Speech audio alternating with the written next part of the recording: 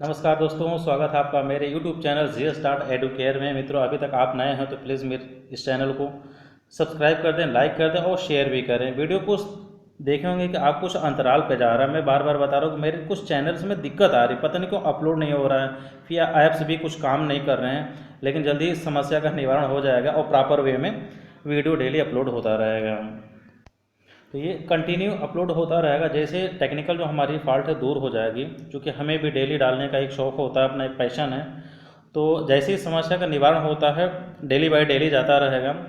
और आज हम फिर ज्योग्राफी का ये 14वां पार्ट है, और ये आज हम जो है 20 क्वेश्चन का PDF लाए हैं वीडियो, ठीक है ना। तो चलिए इस पर डिस्कशन करते हैं कि क्वेश्चन नंबर 1 क्या है कि देश के पश्चिमी घाट पर्वतीय है, ठीक है ना। पर्वतीय क्षेत्र में निम्न में से किस प्रकार की वनस्पति पाई जाती। पहले तो हम आपको बता दें पश्चिमी घाट क्या होता है।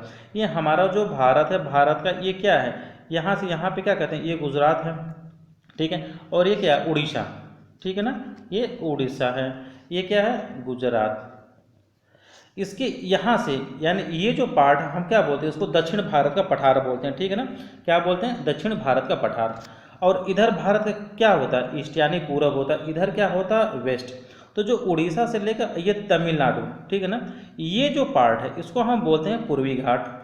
और इसी के ठीक अपोजिट जो ये भाग, इसको हम बोलते हैं पश्चिमी घाट। इसका जो क्षेत्र है वो गुजरात से लेके और तमिलनाडु तक है, ठीक है ना। उसको हम बोलते हैं पश्चिमी घाट, ठीक है। तो इसमें पूछ रहा है कि देश के पश्चिमी घाट पर्वतीय क्षेत्र में निम्न में से किस प्रकार की वनस्पति पाई जाती है। ये जो पश्चिमी घाट है इसमें कौन सी किस प्रकार की वनस्पति पाई जाती है, तो कौन सी पाई जाती है, सदाबहार वनस्पति पाई जाती है, ठीक है ना। अच्छा, सदाबहार वनस्पति मतलब क्यों यहाँ पाने का क्या कारण है कि आपको पता होगा कि पूरे भारत में 3 जगह हॉट स्पॉट है। हॉट स्पॉट एरिया कौन सा होता है, कैसा होता है। हॉट स्पॉट एरिया वो एरिया होता है कि जहाँ पे जीव जंतु वनस्पति सबका संगम पाया जाता है, ठीक है ना। कहने का सेंस है कि यहाँ पे सारी वनस्पतियों के जो है प्रकार होते हैं, जितने भी प्रकार, सभी प्रकार की वनस्पतियाँ पाई जाती हैं, जीव जंतु भी पाए जाते हैं। यानी यहाँ पे जंगली जानवर और पक्षियों के भी सारे प्रकार पाए जाते हैं। तो भारत में जो 3 हॉट स्पॉट हैं, एक तो हमारा भारत का पश्चिमी घाट, दूसरा हमारा उत्तर और पूर्व का जो हमारा हिमालय है, ठीक है ना। जब हम जम्मू कश्मीर के साइड से और जो पूर्व के हिस्से में जाएंगे तो वो जो हमारा उत्तर और पूर्वी हिमालय है वो हमारा हॉट स्पॉट का एरिया आता है। और इसी उड़ीसा के आगे जब हम जाते हैं म्यांमार का साइड, जो अंडमान निकोबार द्वीप समूह का हमारा जो एरिया है, ये हमारा हॉट स्पॉट एरिया आता है। तो भारत में पूछा जाता है कि कुल कितने हॉट स्पॉट एरिया थे, कितने हैं, टोटल 3। तो उसी में से एक है हमारा पश्चिमी घाट। और पश्चिमी घाट बहुत ही समृद्ध एरिया है, सबसे ज़्यादा वनस्पतियाँ जीव जंतुओं के जो है यहाँ पे प्रकार पाए जाते हैं, प्रजातियाँ पाई जाती हैं, ठीक है ना। तो यहीं पे क्या होता है, एक एक विशेष तरह का एक मतलब वातानुकूलित जो होता है, एक मौसम पाया जाता है यहाँ पे, ठीक है ना, जो किसके लिए अनुकूल होता है, पक्षियों के लिए और वनस्पतियों के लिए अनुकूल पाया जाता है। तो इसी तरह यहाँ पे जो सदाबहार वन होते हैं यहीं पे उगते हैं, ठीक है ना।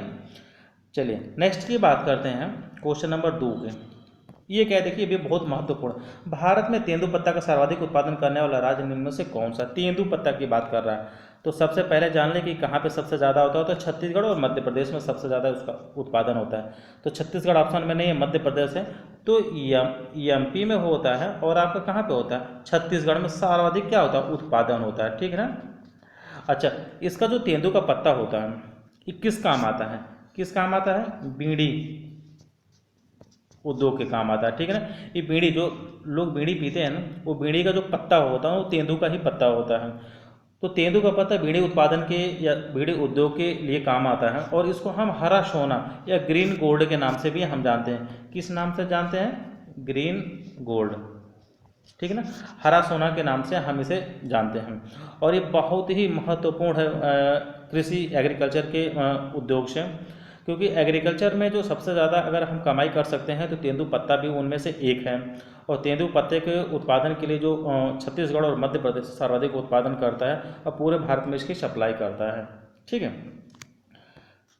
थर्ड की बात करते हैं, क्वेश्चन नंबर 3। देखिए ये भी बहुत इंपॉर्टेंट है क्या कि निम्न में से किस वर्ष को अंतर्राष्ट्रीय अंतरिक्ष वर्ष, देखिए अंतर्राष्ट्रीय अंतरिक्ष वर्ष के रूप में घोषित किया गया। तो ये 1992 को यानी 1992, ऑप्शन नंबर C जो है इसका सही आंसर है। 1992 को अंतर्राष्ट्रीय अंतरिक्ष वर्ष के रूप में मनाया गया, ठीक है ना, यह घोषित किया गया इसको। तो पूछता है कि अंतर्राष्ट्रीय अंतरिक्ष वर्ष निम्न में से किसको कहते हैं, किस वर्ष मनाया गया? तो कब मनाया गया? 1992 में मनाया गया, 1992 में मनाया गया, ठीक है। चलिए फोर्थ की हम बात करते हैं। फोर्थ क्या है? देखिए, जलवायु के हिसाब से निम्न से किस तत्व का महत्व सर्वाधिक है? हम जलवायु के हिसाब से बात कर रहे हैं। देखिए, पूरे हम धरातल की बात नहीं कर रहे हैं, सिर्फ जलवायु के हिसाब से बात कर रहे हैं कि जो हमारा जलवायु है, जलवायु के हिसाब से निम्न तत्व, ये जो चारों तत्व हैं, इनमें से सबसे महत्वपूर्ण कम है तो जलवाष्प। जलवाष्प क्या होता है? जो जल हमारा, जो पानी है हमारा, वेपोराइज्ड होकर, यानी जलवाष्प यानी गैसीय अवस्था में, ये लिक्विड होता है द्रव अवस्था में, और द्रव अवस्था जब हमारी वाष्प में चेंज हो जाती है उसी को हम जल वाष्प बोलते हैं, ठीक है ना। यानी तेज धूप के कारण हो सकता है, जो रोशनी पड़ती है सूर्य की रोशनी, तो जल क्या होता है? जल क्या होता है? वाष्प में बदल जाता है। तो जल वाष्प हमारा जलवायु के हिसाब से सबसे महत्वपूर्ण और सर्वाधिक महत्वपूर्ण क्या है? तत्व है, ठीक है। फिफ्थ की बात करते हैं। देखिए फिफ्थ क्या है कि बुर्जिला तथा जोजिला दर्रा, ये दो दर्रे हैं जो ये पड़ते हैं जम्मू कश्मीर में, ठीक है ना। कहाँ पड़ते हैं? जम्मू कश्मीर में।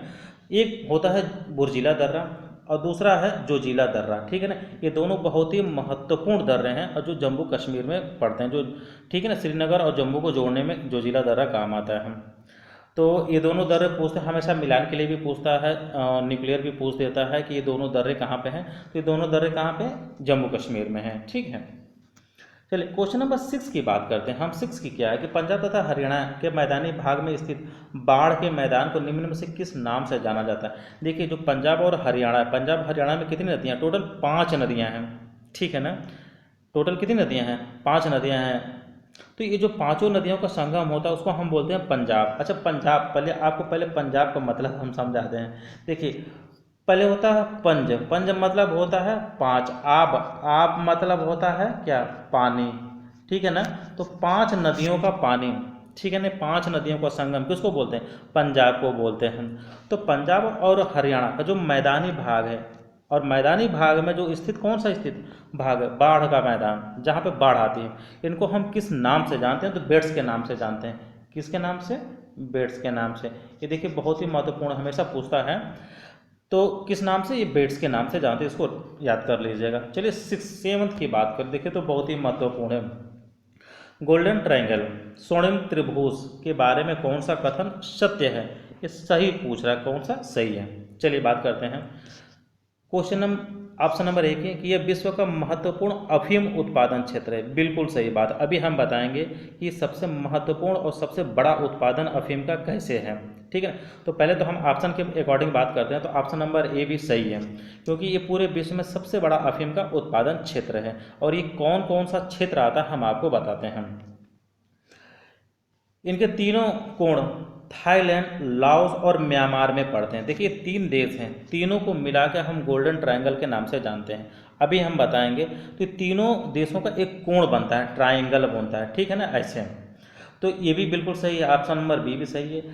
इसे तस्करों का स्वर्ग कहा जाता है। बिल्कुल सही बात है, जब नंबर 2 का काम होगा, क्योंकि ये क्या इलीगल एग्रीकल्चर फॉर्म है ना, अफीम का उत्पादन, इसके लिए लाइसेंस बनाना पड़ता है। हमारे भारत में तो बिल्कुल बैन है ये। तो विदेश में जो है इसकी खेती होती है, वहाँ पे लाइसेंस प्रणाली नहीं है, तो वहाँ पे ओपन एग्रीकल्चर है, तो वहाँ पे लोग उत्पादन करते हैं। लेकिन हमारे भारत में क्या है, ये वर्जित है, ये प्रतिबंधित है। तो इसीलिए जो हमारे तस्कर का मतलब जो नंबर 2 का काम करते हैं, ठीक है ना, उनको हम तस्कर बोलते हैं। तो यह जो जगह है कौन सी? गोल्डन ट्रायंगल, ये तस्करों के लिए क्या स्वर्ग माना जाता है। बिल्कुल सही बात है, क्योंकि भाई उस तस्करी करके वहाँ से पैसा कमाते हैं, ठीक है। ऑप्शन नंबर डी उपयुक्त सभी सही बात है, आल पूरा सब सही है। अब हम आपको बताते हैं कैसे, क्योंकि विश्व में जो ये गोल्डन ट्रायंगल मतलब होता है, ट्रायंगल मतलब क्या होता है? कोण।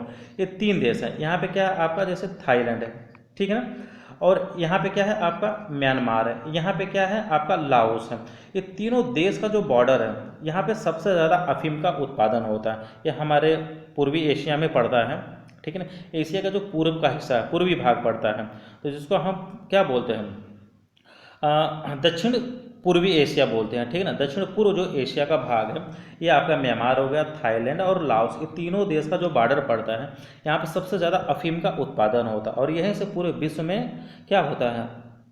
तस्करों के द्वारा चोरी छिपे जाता है, जहाँ पे इलीगल है। जैसे भारत में हमारे क्या है, इलीगल है, ये बैन है, लेकिन फिर भी चोरी छिपे तस्करों के द्वारा आता है और लोग नशा इससे करते हैं, ठीक है ना।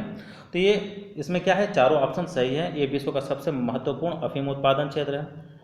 तीनों का कोण पड़ता है म्यांमार का, थाईलैंड का और लाओस का, तीनों देश का ये बॉर्डर है, यहीं पे सबसे ज़्यादा उत्पादन होता है। इसे तस्करों का शोर कहा जाता है, बिल्कुल सही बात है, सभी ऑप्शन सही हैं, ठीक है ना। तो अच्छा, ये तो रहा स्वर्णिम त्रिभुज यानी गोल्डन ट्रायंगल। हमें एक और बात करते हैं, ये किसका उत्पादन होता है, अफीम का। अब हम चलिए आप बताते हैं आपको सबसे ज़्यादा गांजे का उत्पादन, ठीक है, क्योंकि इन दोनों ट्रायंगल के बीच में हमारा भारत देश है। ये गोल्डन ट्रायंगल जो हमारे भारत के किधर पड़ता है, पूरब में। और अभी हम गोल्डन क्रिसेंट के बारे में बात करते हैं, जो भारत के पश्चिम में पड़ता है। चलिए, गोल्डन क्रिसेंट,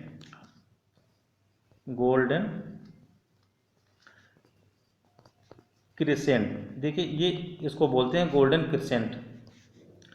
ये कहाँ है, ये भी विश्व में सबसे ज़्यादा गांजा का उत्पादन, किस चीज़ का, गांजा का उत्पादन करता है, ठीक है ना। ये है कहाँ पे, तो ये भी एक ट्रायंगल बनाता है, इसीलिए इसको क्या बोलते हैं, इसको हम त्रिभुज बोलते हैं। यहाँ पे क्या है आपका पाकिस्तान, ठीक है ना। अब यहाँ पे क्या है अफगानिस्तान, यहाँ पे क्या है ईरान, ठीक है ना। यानी अफगानिस्तान, पाकिस्तान और ईरान, इन तीनों का जो बॉर्डर है इसको हम बोलते हैं गोल्डन क्रिसेंट, ठीक है ना। और ये विश्व में सबसे ज़्यादा गांजा का उत्पादन होता है, ठीक है ना। और इन्हीं दोनों के बीच में भारत पड़ता है, यानी गोल्डन क्रिसेंट और गोल्डन ट्रायंगल के बीच में। तो सबसे ज़्यादा भारत में जो गांजा और अफीम का तस्करी होती है इन्हीं जगह से होती है, यानी गोल्डन ट्रायंगल और गोल्डन क्रिसेंट की जगह होती है। तो पूछता है कि गोल्डन क्रिसेंट निम्न में से किन देशों के त्रिभुज को बोलते हैं। तो गोल्डन जो क्रिसेंट हमारा है, जिसके बारे में हम बता रहे हैं, यहाँ पे अफगानिस्तान, पाकिस्तान और ईरान के बॉर्डर को बोलते हैं, क्योंकि इन तीनों के देश के बॉर्डर पर सबसे ज़्यादा गांजा का उत्पादन होता है। और गोल्डन ट्रायंगल के बारे में हमने बता चुका है कि थाईलैंड, लाओस और म्यांमार के जो बॉर्डर पड़ते हैं, ये क्या बोलते हैं, गोल्डन ट्रायंगल के नाम से जाना जाता है। यहाँ सबसे ज़्यादा अफीम का उत्पादन होता है और गोल्डन क्रिसेंट में सबसे ज़्यादा उत्पादन गांजा का होता है, ठीक है ना। चलिए, ये बार बार एग्जाम्स में पूछा गया मित्रों, बहुत वेरी वेरी इंपॉर्टेंट हम कह सकते हैं इसको, ठीक है ना, वेरी वेरी इंपॉर्टेंट, ये हमेशा पूछा जाता है, तो इसको बिल्कुल देख लीजिएगा, गोल्डन ट्रायंगल और गोल्डन क्रिसेंट के बारे में, इनमें कन्फ्यूज मत होइएगा। चलिए, क्वेश्चन नंबर 8 की बात करते हैं। 8 क्या है कि भारत में मिलने वाला अधिकांश कोयला निम्न में से किस काल में निक्षेपित हुआ था। कहने का मतलब है कि किस काल में बना था। तो गोंडवाना लैंड जब बना था तभी हमारा भारत में मिलने वाला जितने भी कोयला हैं, कोयला की खदानें हैं, इसी गोंडवाना काल में ही जो है निक्षेपित हुई थी, ठीक है ना। चलिए, नेक्स्ट की बात करते हैं हम 9th की, कि लाइसीमीटर निम्न से किसका मापन है। लाइसीमीटर मेघों की दशा, मेघों की दशा नहीं, ये होता है मृदा से होकर नीचे जाने वाले अंतःस्रावी जल की मात्रा। ये जो हमारी पृथ्वी का धरातल है इसके नीचे, ठीक है ना, अंतःस्रावी जल की जो मात्रा होती है, इसकी जो मापने की विधि होती है लाइसीमीटर होती है, ठीक है ना। ये पृथ्वी का धरातल यानी ऊपरी हिस्सा है, और इसके नीचे वाली जो अंतःस्रावी मतलब इसके अंदर जो स्रावित होकर जल की मात्रा जाती है, इसकी मापने की जो विधि होती है उसको हम लाइसीमीटर बोलते हैं, ठीक है। चल 10th की बात करते हैं, क्वेश्चन नंबर 10 कि अंधी घाटी क्षेत्र जो कनाडा में स्थित है निम्न में से किसको उत्पादन के लिए प्रसिद्ध है। देखिए, आपको सबसे पहले जानना होगा कि अंधी घाटी कहाँ पे है, कनाडा में है, ठीक है ना। कहाँ पे है, कनाडा में है। क्या है, अंधी घाटी, ठीक है। चलिए, अब एक चीज़ बताइए कि कनाडा में सबसे ज़्यादा उत्पादन किस चीज़ का होता है, यूरेनियम का, ठीक है ना। कनाडा में नहीं, पूरे विश्व में सबसे ज़्यादा जो भंडार है यूरेनियम का वो कहाँ पे है, कनाडा में है। तो जो अंधी घाटी क्षेत्र उसी में है, तो अंधी घाटी क्षेत्र जो कनाडा में है, यहाँ पे भी सबसे ज़्यादा उत्पादन किसका होता है, यूरेनियम का होता है। तो सी इज़ द राइट आंसर, ठीक है ना। और पूरे विश्व में सबसे ज़्यादा उत्पादन और भंडार दोनों कहाँ पे, यूरेनियम का कनाडा में है। चलिए, 11 की बात करते हैं, क्वेश्चन नंबर 11, दो देशांतर रेखाओं के बीच की जो दूरी होती है किस नाम से जाना जाता है। गोरे के नाम से जानते हैं, ठीक है। किसके नाम से जानते हैं, गोरे के नाम से जानते हैं, ठीक है। अच्छा, आपको बता दें देशांतर, दो देशांतर रेखाओं के बीच का मतलब क्या होता है। चलिए, ये हमारी पृथ्वी है, पृथ्वी के बीचों बीच एक रेखा है जिसको हम बोलते हैं 0 डिग्री देशांतर, ठीक है ना, ये देशांतर हो गया। अब इधर क्या हो गया पूरब, इधर क्या हो गया पश्चिम यानी वेस्ट, इधर क्या हो गया नॉर्थ, इधर हो गया साउथ। ये जो नॉर्थ से ये रेखाएं आती हैं साउथ को जोड़ती हैं, ठीक है ना, ऐसे ऐसे ऐसे, इसको हम बोलते हैं देशांतर। अब ये पूछ रहा है कि दो देशांतर यानी ये एक रेखा और ये रेखा, ये दो देशांतर के बीच यानी यहाँ हो गया, यहाँ हो गया, यहाँ हो गया, यहाँ हो गया, यहाँ तो नहीं, क्योंकि ये देशांतर ऐसे आता रहेगा, यहाँ से यहाँ तक टोटल 180 देशांतर हैं। तो दो देशांतरों के बीच को हम क्या बोलते हैं, दूरी को क्या बोलते हैं, तो गोरे बोलते हैं, ठीक है ना। Option number B. ये देखिए बहुत ही मजाकिया वर्ड भी है, लेकिन गोरे काले बाग मत जाइएगा, गोरे बहुत इंपॉर्टेंट टर्म्स है ये, तो इसको आप जरूर याद रखिएगा कि जो दो देशांतर होते हैं, हमने समझा देना, दो देशांतर के बीच की दूरी को हम क्या बोलते हैं, गोरे के नाम से जानते हैं, ठीक है। चलिए 12 की बात करते हैं कि टी मापन, टी स्केल पर निम्न से किसका मापन किया जाता है, ठीक है ना। तो चक्रवातों की जो शक्ति होती है, ठीक है ना, चक्रवातों की जो शक्ति उसको हम टी मापन कहते हैं या टी स्केल से मापा जाता है, ठीक है। चलिए क्वेश्चन नंबर 13 की हम बात करते हैं। देखिए ये बहुत महत्वपूर्ण, भागीरथी तथा अलकनंदा नदियों का संगम निम्न में से किस स्थान पर है, ये देवप्रयाग, देवप्रयाग कहाँ पड़ता है, उत्तराखंड में, ठीक है ना। तो उत्तराखंड में यहाँ से आता है, इधर से आती हैं आपकी भागीरथी, इधर से आती हैं अलकनंदा और यहाँ मिल जाती हैं, इसको हम बोलते हैं देव प्रयाग। और यही इसी के आगे से किसका उद्गम हो जाता है, गंगा नदी का, ठीक है ना। तो इधर से ये उत्तराखंड में एक जगह है देवप्रयाग, और देवप्रयाग में इधर से आती हैं भागीरथी, इधर से आती हैं आपका कौन सा, अलकनंदा नदी, और दोनों के संगम को हम बोलते हैं देवप्रयाग, और इसी के आगे जो नदी जाती है उसको हम बोलते हैं गंगा नदी, यानी गंगा नदी का उद्गम यहीं से शुरू हो जाता है। चलिए क्वेश्चन नंबर 14 की बात करें कि निम्न से कौन सी नदी गंगा के बाएं किनारे पर नहीं मिलती। देखिए ये मान लीजिए ये नदी है, ठीक है ना, ये कौन सी नदी है, इसको हम कह दिए गंगा नदी, ठीक। अब गंगा नदी इधर से इधर जा रहे हैं, यानी कोई भी व्यक्ति इधर से आ रहा है, इधर जा रहा है, इसका मुख है, तो इधर क्या होगा, इसके इधर होगा राइट, और इधर क्या होगा लेफ्ट, ठीक है ना, बायां। जो हमारी यमुना नदी है, यमुना नदी इधर से आते हैं गंगोत्री से होते हुए और यहाँ पे मिल जाती हैं, और जहाँ पे ये मिलती हैं इसको हम बोलते हैं संगम, ठीक है। और ये संगम कहाँ पे है, ये है प्रयागराज, जो इलाहाबाद में हम कहते हैं, इलाहाबाद में यमुना जी आगे गंगा जी में मिल जाती हैं, ठीक। फिर यहाँ से फिर गंगा जी आगे बढ़ती हैं, और यहाँ पे एक जगह है कैथी, कैथी, ठीक, कैथी गाजीपुर में पड़ती है, और यहाँ पे आके आपकी गोमती नदी मिल जाती है, गोमती गोमक ताल से निकलती है हमारे पीलीभीत से, और जो आके कैथी गाजीपुर में मिल जाती है। अब मार्कंडेय बाबा का नाम आपने सुना होगा, महादेव जी का एक रूप है, जैसे बाबा विश्वनाथ जी, बाबा मार्कंडेय बाबा, तो मार्कंडेय बाबा का यहाँ पे धाम है कैथी गाजीपुर में, तो वहीं पे ये गोमती नदी आके मिल जाती है, ठीक है ना, गोमती का मिलान यहाँ पे हो जाता है। फिर घाघरा, घाघरा यहाँ पे पड़ता है बिहार में, एक जगह पड़ती है छपरा, तो ये घाघरा यहाँ पे ये नेपाली नदी है, तिब्बत से होकर नेपाल से होकर आती है, और ये क्या होती है कि ये आपके छपरा में आके मिल जाती है, कौन सी, घाघरा, ठीक। अब उसके आगे आते हैं, ये नेपाली तिब्बत से नदी एक आती है, इसको हम बोलते हैं कोसी, क्या बोलते हैं, इसको हम कोसी बोलते हैं, ये बिहार में आके जो है मिल जाती है, ठीक है। तो इस तरह ये जितनी नदियां हैं कौन सी आपकी, ये हो गई आपकी गोमती, ये होगी घाघरा, ये होगी कोसी, ये लेफ्ट साइड यानी बाएं साइड की नदियां हैं। और क्या पूछ रहा है, कौन सी नदी गंगा के बाएं किनारे पर नहीं मिलती, तो ये बाएं किनारे पर नहीं मिलती, कौन सी नहीं मिलती, और यमुना क्या, ये दाएं किनारे पे मिलती है, ये बाएं किनारे पे नहीं मिलती, ठीक है ना।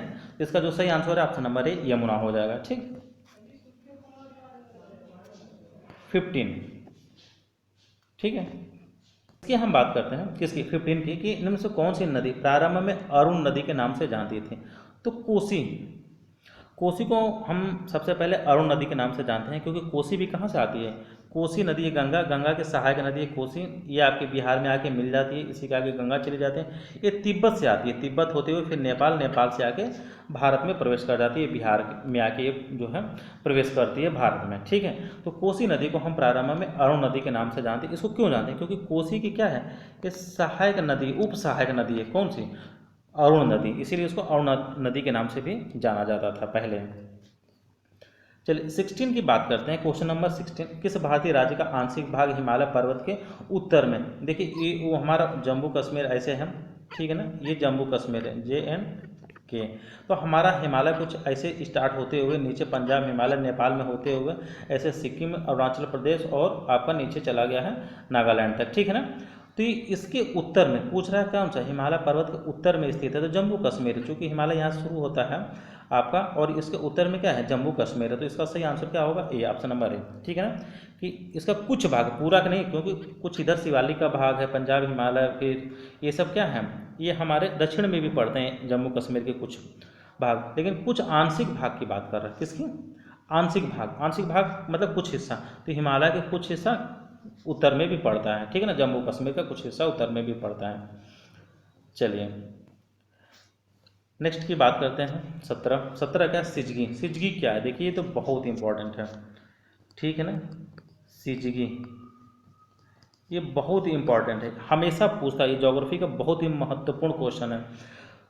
तो ये एक टर्म्स आता है कि यहाँ पे जब सूर्य होता है हमारा, ठीक है ना, और यहाँ पे हमारा क्या आ जाता है, चंद्रमा, सॉरी ये पृथ्वी आ जाती है, ठीक है ना, इसको हम अर्थ, फिर यहाँ पे आ जाता है हमारा क्या, मून यानी चंद्रमा।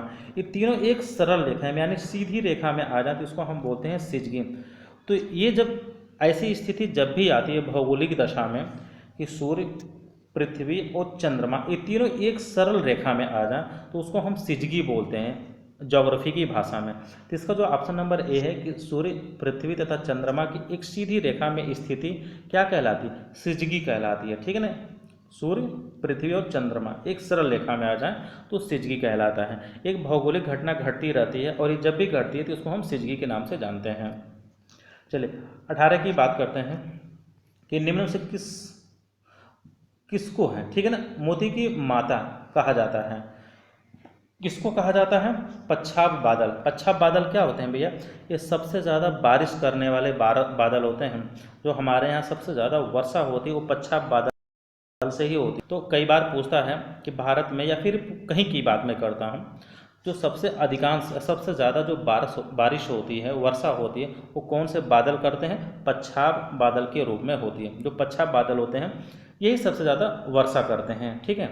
तो इन्हीं को हम क्या बोलते हैं, मोती की माला, यानी सॉरी मोती नहीं, मोती की माता बोलते हैं, यानी मदर ऑफ पर्ल्स बोलते हैं, ठीक है ना। तो अक्सर पूछा जाता है, कभी कभी इंग्लिश टर्म से ही कंक्लूड कर देता है और या इंग्लिश में ही पूछ देता है कि मदर ऑफ पर्ल्स किसको कहते हैं निम्न में से, तो पच्छाब बादल को कहते हैं, ठीक है। चलिए 19 की बात करते हैं कि उष्णकटिबंधीय चक्रवातों को ऑस्ट्रेलिया में किस नाम से जाना जाता है। देखिए बहुत महत्वपूर्ण है, विली विली जानते हैं, विली विली, ठीक है ना। विली विली के नाम से हम जानते हैं किसको, जो ऑस्ट्रेलिया में जो चक्रवाती तूफान आता है उसको हम विली विली के नाम से जानते हैं, ठीक है। चलिए 20 की बात करते हैं कि भारत में सबसे पहले 1774 में कोयले का उत्खनन किया गया था। ये सबसे पहले कहाँ पे किया गया था, ठीक है ना, तो ये किया गया था रानीगंज। ये रानीगंज कहाँ पड़ता है, पश्चिम बंगाल, ठीक है ना, वेस्ट बंगाल में पड़ता है। Option number C is the right answer, ठीक है ना। रानीगंज में 1974 में भारत में सबसे पहला कोयले का उत्खनन किया गया था। ये हमेशा पूछता भी है कि भारत में सबसे पहले किस वर्ष कोयले का उत्खनन हुआ, तो 1774 में। कभी कभी स्थान पूछ दिया तो रानीगंज में, रानीगंज भी पूछ दिया कहाँ पड़ता है तो पश्चिम बंगाल में, ठीक है।